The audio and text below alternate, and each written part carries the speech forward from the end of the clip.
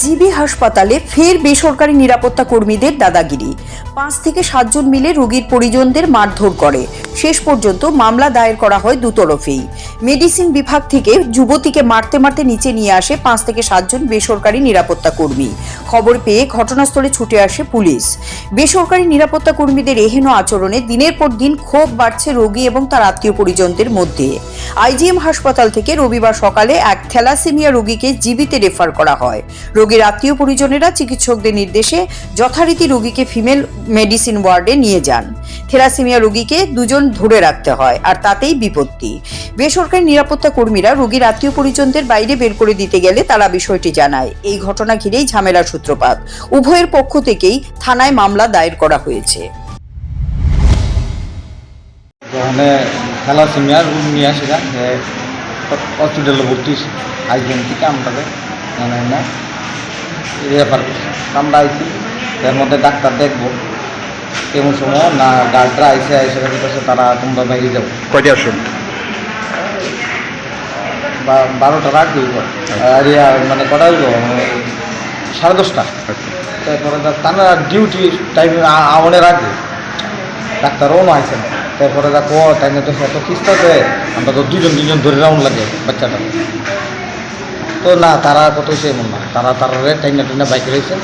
এরপরে তাকে মোবাইল লিয়ে টানাটানি হয়েছে। আমার বাতির থেকে আমার গতির থেকে মোবাইল লিয়ে গেছে। কে দিয়েছে? ওই সিকিউরিটিরা। মোবাইল দেওয়ার কারণটা কি? ইডি তো বুঝলাম না। এরপরে তা আমার বাতিজি কইতেছে আমার মোবাইল তুমি কেন নিবা, এটা পারমিশন তো তোমার কেউ দিছে। তুইটা লইয়া ইয়ার থেকে ওয়ার্ডের ভিতর থেকে নামতে নিচে গিয়ে সে হরই আমার বাতিজেরে তারা সবাই মিললে 8 থেকে